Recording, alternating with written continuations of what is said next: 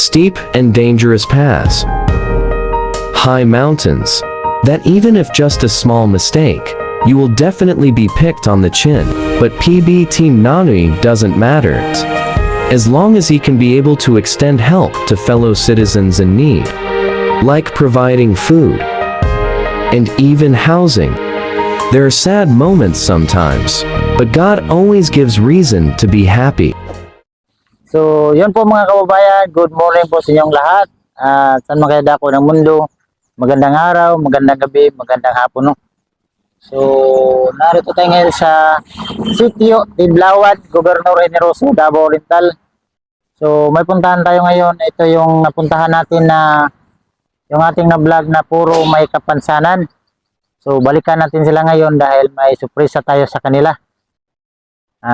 Gaya ng sinabi ko doon sa aking live na paggawa ng ating mayor dito sa Gobernador Generoso ng bahay na maliit.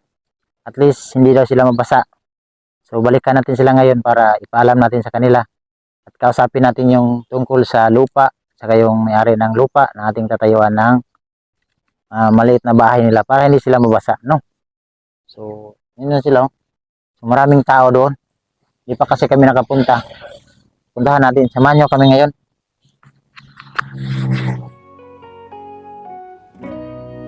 So, nabasa po yung short ko sa motor. Ulan kasi dito.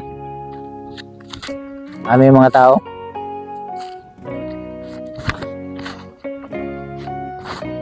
Yung kamaisan, dito si tatay na guwan. Parang nagtanim-tanim ba? Aming mga tao.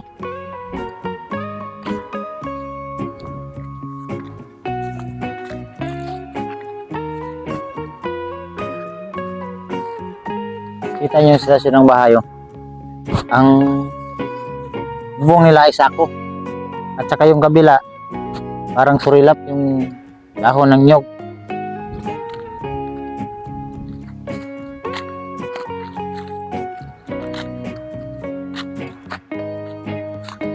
Ayo! Wala nang dingding itong bahay nila. Mayong hapon, ay. Ay, kumusta, tay? Uy. Diyan na mak, tay. Muna ba yung aso, baka makagat tayo. Hindi na mamak, nay. Amay ngipon good. Mamak dyan po na. Ito na lang ipadapin sa kay basig. Umbag na na. Oh.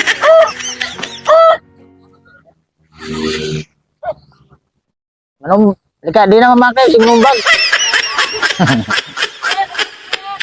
Sulod mi na ya. O, dagam ng ibata, dre. Ako na yung mga apo. Kumusta tay? May apod. Oh. Kami lolo. Dito na eh. Dito na eh. Subo mi na ya. Parang may bungbong lagi niyong balay. Ha? Kaya laging tao niya. Butang na ako tayo, dre. Ano mo ni? Ano mo na may bungbong? Daan na may pagawat niyo sir. Mo ba? Ano mo na naputan tayo? Oh. Kanis. Pila ka bukid mga po? Tulog pa ni Dre. Ikaupat ni. Upat. Kini. Puro babae ni? Sir. Na ilaki sa? Kini may kini ako anak ni. Bata. Katong nang ulan ay unsa man yung pagtulog din na ani Ano tatapin mi? Kung ko may kusog hangin sa dumag sa igo mo nito. Ha? Pag kusog sa dumag sa dire gikan ang hangin na igo mo dito sa uwan. Unsa porma niya matindog mo? Dara mi tas dapat tapong ko. Kamo mga bata ka. Oh. Tungod lagi ni sir lagi kawat on lagi sir. Mag-atop na mo. Una kami kung alam mo, hik na siya mandapin sa og mintas nga og pagawa na piuan usa mo plastar pig higda. Tindog-tindog lang mo. Oh, higda lang sa pungko-pungko ang daplin. Kumusta yung New Year? Maghapon kay itong pagdalis mo ana mo ayo dari. Salamat atong dako gyud kay mao tata among gi. Kapag Lisod kayo yung pagtulog kay Dre kung pahit kay nang kinabuhi mo sir para nang mag-uwan lang. di man jud po nato mabili ng kuan Ginoo kay ulan tay may mo. Ayun, May nagdala no. Ilaman ang pagbuot. Oh. Mayon ta kung pwede pa lang wanay ulan pero pangit man pod ang tanong. Loyang tanom. So karon nagoy surpresa sa inyo tay. Ay kani yung balay. Murag waon naman eh. Ay, guba. Ato ning tiwasan og guba. Pwede ka po, sir. Basta imong pagbuot. Ako surpresa sa inyo tay. Buhatan mo og balay sa atong mayor dire. Oh, Mayor Kulot. Oh, so karon mao nang niari ko dire kay para mastorya nato ang Tagianing Lutiha. Ay pwede makisuyo na dito sa Tagiani. Pwede, Kay sir. malihog ng Ah, sir. ayun na basi nakakabasugo na eh. Ang gapad tuon to. Pari Ah, ako lang anak. Ah, ko. sige. Ikaw ato Malihog anak. na lang mi ma'am. Kay para at least namoy Amo kay istorya mo. dili na mo mapasa. Lula ni mo na. Okay ra sila dire tay. Okay raman. So mamaya po mga kababayan kausapin natin yung may-ari ng lupa tungkol sa tinatayuan nila dito no.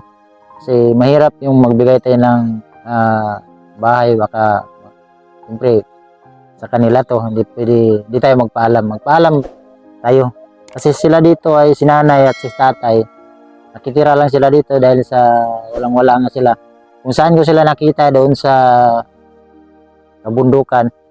So lumipat sila dito kasi dito yung parang kinabubuhayan nila. So magpaalam tayo sa may-ari. Pinuntahan pa ng anak ni nanay. So yun po mga kababayan, kausap ko na ngayon si nanay, yung may-ari talaga ng lupa dito. Kausapin natin siya ngayon kung ano yung papayag ba siya o hindi. Kasi itong lupa, may kwento pala to. So kausapin natin si nanay. Nay, mayong hapon nay. So munang ipatawag ka na mo nay kay ligard din sa among balay hinakatag ni Mayor dire. So siyempre naluoy mo silang sitwasyon nakita sa atong Mayor dire. Sa may ka-desisyon niya na sa yuta ni dire. Unang-una ako, di lagi ako totally nga ako at nag-iyak, i-arrange naman ni namo, no? Tapos, ano pa rin, nakataya ako ng company niya. Siyempre, ang pagtugot na ako, yung magtugot, ako niya ako nga totally nga ako ang nag-iyak yun. So, ang ako, ani nga, pwede magbalay, pero if in case nga, pawaan sila, oo, magmakawalan din sila, no? Pakawaan sila. Gusto na ko, namin, nagpirma, sa barangay namin, kasabitan sa barangay. So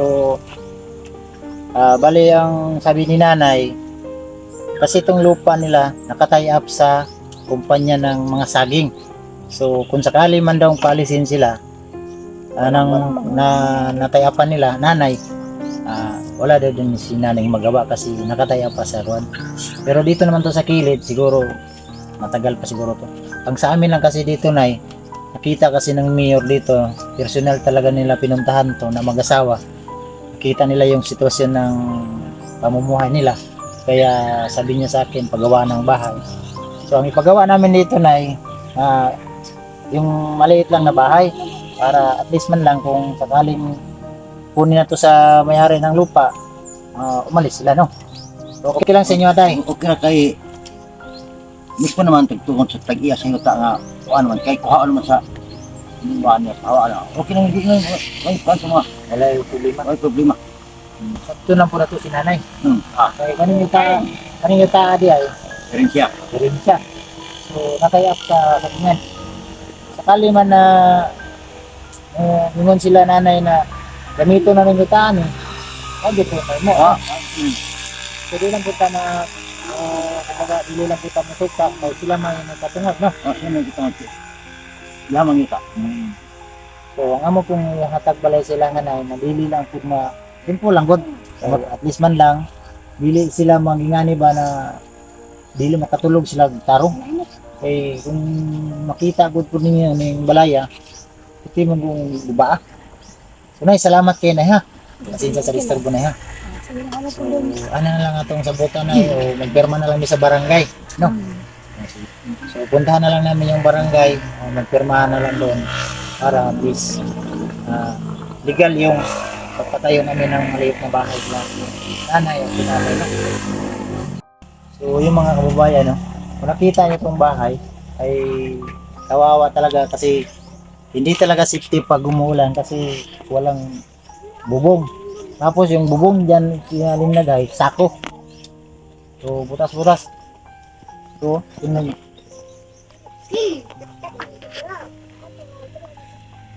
So ang gagawin namin ito, kasi maliit lang to kasi hindi nga sa ating lupa. Sabi nga yung sinabi ni nanay, napatay up pa to sa kumpanya. Mahirap. So lagyan natin to ng maliit lang para at least hindi sila magka ganito yung sitwasyon nila pag umulan. Lalo na ngayon tag-ulan, so mahirap yung sitwasyon nila, no? Abangan nyo yung mag-update sa bahay nila ng mga pamilya, no? So Nay, salamat yan ha. So yun po mga kababayan, no? Kausap natin si nanay kanina. Dito na lang natin tatapusin tong vlog na to kasi doon maingay, may mga bata. Yung mic ko kasi nalubat, so pasensya na. So yun, nakausap natin si nanay. So ang sabi ni nanay, papayag man daw siya kasi naawa din siya sa sitwasyon sa mga pamilya na yan. Kasi ang problema lang ay nakatay up tong lupa na tinatayuan namin. Kumbaga nakatay up sa kumpanya ba. Pero kung sakali man daw gagamitin, wala din daw siyang magawa. Pero siguro hindi naman niya gamitin kasi bundok naman yan dyan. So ang ilagay kasi ng mayor dyan, yung maliit lang na bahay para at least na hindi lang daw sila mabasa. So personal talaga nila to na pinuntahan na mag-asawa kasi nakita niyo ni Mayor yung vlog ko na kawawa talaga ang pamilyang puro may kapansanan. So araw ng Pasko, personal talaga nila pinuntahan to na mag-asawa, sila Ma'am Pinky na itong pamilya, no. So sabi niya ay paggawaan ng bahay kahit maliit lang, at least hindi sila mabasa. Hindi tulad ng ganun na parang pinagtagpi lang na sako. So, hindi daw siya sabi niya sa akin, hindi daw siya nakatulog pag gabi. Iniisip niya yung mga ganun na pamilya kasi kawawa man talaga. Puro pa sila may kapansanan, tapos yung bahay nila ay butas-butas pa. So kawawa. So ngayon po mga kababayan, at least na pinuntahan ko lang to para at least ma-update ko kayo din na pagawaan sila ng bahay. Ating mayor dito. So magpasalamat tayo sa mayor dito kasi sumuporta siya talaga sa ating vlog, ang ating natutulungan. Hindi naman lahat ng ating natutulungan ang dyan ng ating mayor kasi napakarami talagang nangailangan ng tulong dito sa aming lugar, dito sa Gobernador Generoso, no? So marami din mga nangailangan ng tulong, hindi niya makaya. So magpasalamat daw siya nandito tayo na tumutulong na yung mga tao nangailangan ng tulong yung sa kabundukan. So yun man talaga yung mission natin na ang pag-akyat-akyat sa bundok. So dahil sa mga sponsor din na tumulong sa akin, kayo yung katuwang ko na pagtulong din sa ating mga kababayan, kaya salamat talaga sa inyong pagtulong sa akin, no? So magpasalamat lang tayo number 1 sa Diyos na may taong ginagamit sa Diyos palagi na handang tumulong sa ating matutulungan. So pasalamat layo tayo sa mga sponsor na palaging sumuporta at tumutulong sa atin. Maraming salamat sa inyo lahat at siyempre sa ating mga charity viewers palaging sumuporta sa atin, no? So hindi yung pag-skip ng ads, salamat sa inyong lahat, no? So dito ko lang tatapusin ang vlog ito. Panubat na kasi yung mic namin. So, kaya dito ko lang tinapos ng puno ng mansanitas. So kami po yung magpapaalam na muna. Kaya ako iuwi na po kasi kulimlim na. So abangan nyo na lang ang update sa bahay nila, no? So maraming salamat po mga kababayan. Dito ko na lang tatapusin ang vlog ito.